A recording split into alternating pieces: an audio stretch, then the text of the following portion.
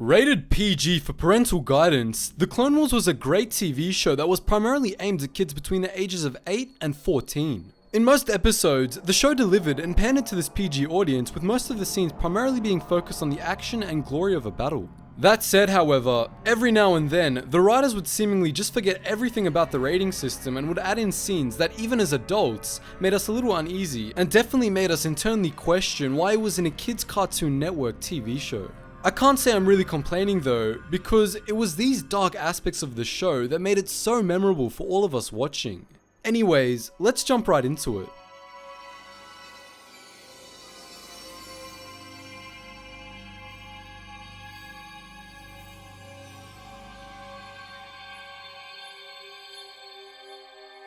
Cad Bane was a ruthless bounty hunter who pretty much had no moral compass whatsoever.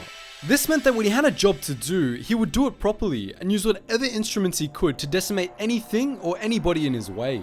Unfortunately for Jedi Master and Holocron Keeper Bola Rapal, he was right in Cad Bane's sights and, needless to say, found his way into this video. More power.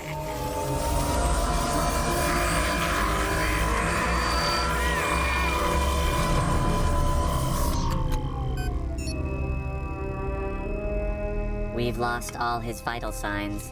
Torture is torture, and not to act as the concerned mum or anything, but for a PG show, this scene was pretty graphic. I mean, unless you're already emotionally numb by the age of 8, seeing someone being electrocuted to death by a scary blue alien definitely shouldn't be a scene classified as PG.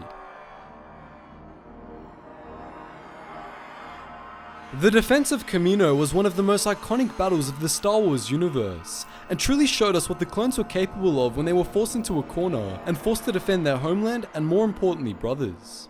It goes without saying that many clones lost their lives protecting Kamino, with the only difference between these clones being that some died in more gruesome ways than others.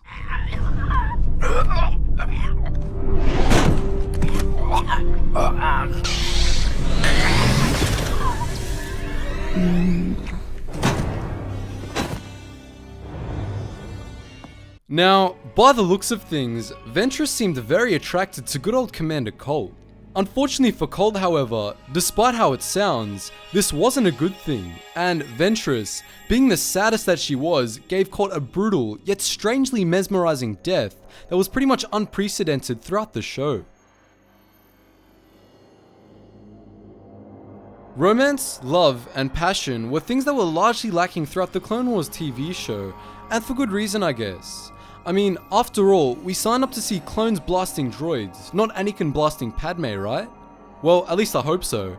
Anyways, in the extremely rare moments where we would actually see potential bonding in different characters, I think we would all hope for the best and hope it'd work out.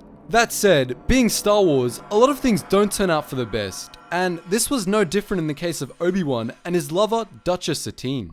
Vengeance is in front of us. I never planned on killing you, but I will make you share my pain, Kenobi.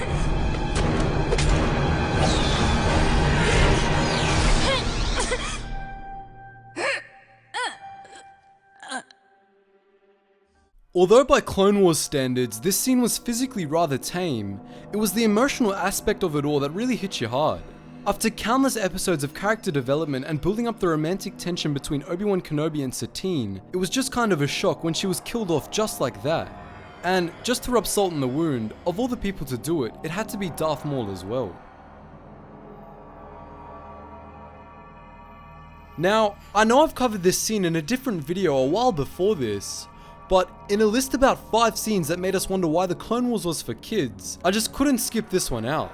For those of you who don't know, or are new to my content, or even Star Wars in general, the infamous lightsaber-wielding cyborg known as General Grievous was a bit of a dick, and liked to flex his power whenever he was in the position to do so. And by flexing his power, this is what I mean.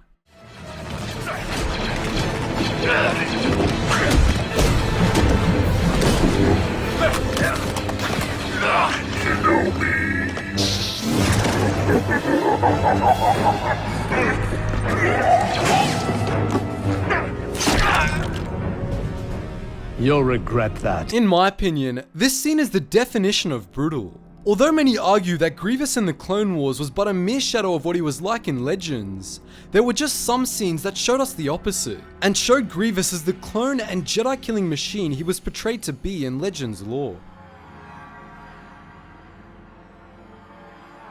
I don't know whether this was an attempt by George Lucas to cover a taboo topic in Star Wars or not, but what I can tell you is that the Zygerian slave trade arc was one of the most brutally realistic imitations of the real world we ever got in the show. I think the reason so many of us found this arc to be inherently disturbing was because of how we could mirror this with actual events that happened in the past. Not to mention the fact that it also showed Obi-Wan getting his spirits absolutely crushed by the Zygerian slavers. Be able to take action will grow in Kenobi's heart. To ease the burden of his fellow slaves, defiance will become compliance. When Kenobi realizes he cannot help those around him, his spirit will break, and he will be mine. Now all this of course was only the tip of the iceberg when it came to this arc, and there were countless more times when we were shocked by the sheer brutality of the Zygerian regime. But all these points would be too extensive to list and would make this video go way longer than intended. So to all who are morbidly curious about this arc, I urge you to go and rewatch it, because despite its brutality, it definitely is extremely interesting. Anyways guys, I'm sure that many of you are as sad as I am that school is back or coming back very soon. But we here at the Geetsly's Gaming Network are here to make that a little less bland. So if you want to hang with cool, like-minded people, and participate in events on our Clone Wars, Imperial, and First Order Gmod servers, make sure you head down to the description below, where you can find all our important links. As always guys, thanks for watching, and I'll see you in the next video.